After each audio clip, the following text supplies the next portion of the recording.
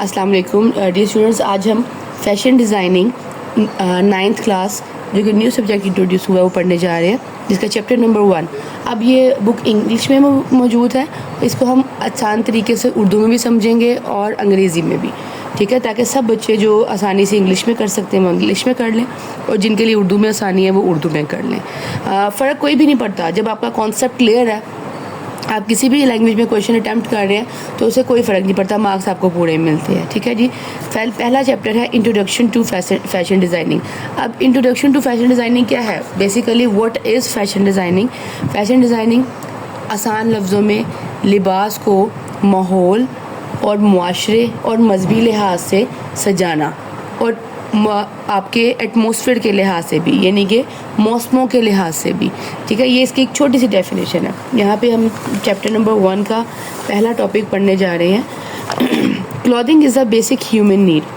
कपड़े पहनना इंसानों की बुनियादी ज़रूरत है, जस्ट लाइक फूड, बिल्कुल खाने की तरह, एंड शेल्टर और पनाह की तरह। Even the simplest garment requires thoughtful design.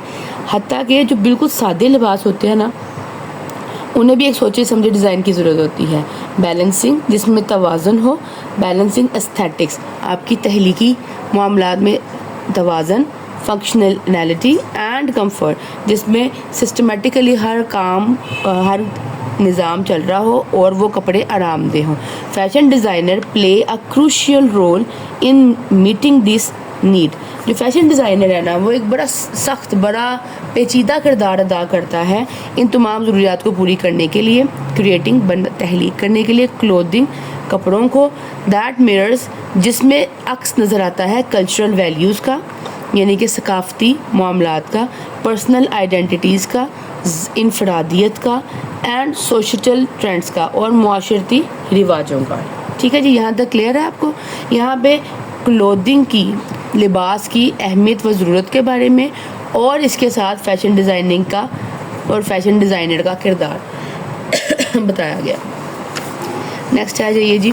Next topic number 1.1, define fashion. What is fashion design. Fashion को बयान करें या फैशन डिज़ाइनिंग क्या है। अब इसका आंसर है, fashion refers to a way to dressing that becomes popular during a specific time, place और कल्चरल मूवमेंट। फैशन जी, इसका ताल्लुक़ है मुख्तलिफ़ तरीक़ों के साथ जो लिबास के होते हैं, ताकि जिसमें ज़्यादातर जो फेमस हैं वो महसूस वक्त, जगह और सकाफ़त है या सकाफ़ती लम्हात। It is not limited to graphic location but also includes social groups, lifestyles and market segments। ये यहाँ तक महदूद नहीं कि जुग्राफियाई लिहाज से भी कोई कोल्ड रीजन है तो आप गर्म कपड़े ही बनाते जाएंगे, कोई हॉट रीजन है तो आप ठंडे कपड़े ही बनाते जाएंगे, ऐसा नहीं है। ये reasons, no doubt geographic values जो है वो ज़रूरी हैं, लेकिन इसके साथ साथ माशरती ग्रो, ज़िंदगी गुजारने का उनके मुताबिक अंदाज और आपके उस इलाके में या उस खित्ते में क्या मार्केट वैल्यू है आपकी फ़ैशन डिज़ाइनिंग की। अब देखो, हमारा बीइंग अ मुस्लिम, हमें सबसे ज़रूरी है लिबास में पर्दे का होना, नो डाउट। इसके बाद कलर्स, वैल्यूज़, उनकी टेक्सचर, टोन्स, उनकी क्रिएटिविटी आ जाती है, बट सबसे ज़रूरी बेसिक नीड हमारी इस्लामिकली, सोशली और हमारे हर लिहाज से हमारी बेसिक नीड है पर्दा, ठीक है। अब मैं पर्दा मतलब मैं आपको अबाया डिज़ाइन करने का नहीं कह रही, मैं आपको लिबास के पर्दे की बात कर रही हूँ। पर्दा ख़वातीन के लिए भी ज़रूरी है और मर्दों के लिए भी ज़रूरी है। लिबास ऐसा होना चाहिए जिससे जिस्म उड़ियान हो। अब देखें, जैसे गर्मियों के दिनों में बहुत धूप पड़ती है तो उसमें हम किसी आदमी को शॉर्ट्स और हाफ स्लीव्स पहने हुए देख लें तो उससे उसको सनबर्न स्टार्ट हो जाता है, हीट स्ट्रोक लग जाता है, तो इसका मतलब ये नामुनासिब लिबास है, ठीक है। इसी तरह सर्दियों में ओवरवेल्म्ड कर दिया जाए, किसी बच्चे को बहुत ज़्यादा स्वेटर्स और वार्म कपड़े और वूलन कपड़े पहना दिया जाए तो उससे भी एलर्जी स्टार्ट हो जाती है। दैट मीन्स कि हर मौसम, हर मौका और हर रस्म व रिवाज के लिहाज से एक मतवाज़न लिबास बनाना दरअसल फ़ैशन डिज़ाइनिंग कहलाता है, जिसमें आराम का पहलू सबसे आगे शामिल हो, ठीक है जी। यहाँ पे सेकंड लाइन पे आ जाइए, इट इज़ नॉट लिमिटेड हमने कर लिया। अच्छा जी, designers often focus on specific market segment defined by age, lifestyle और fashion personality and Taylor.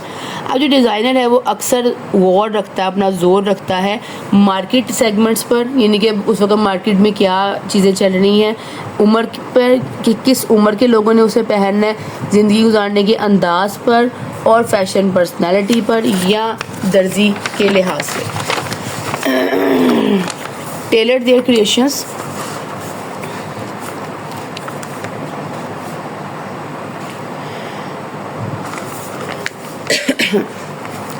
To align with these preferences, ताकि इन सारी जो हमारे पास प्रेफरेंसेस हैं, जो हमने फहरिस्त तैयार की, इसके मुताबिक उसके लिबास को तहलीक किया जाए।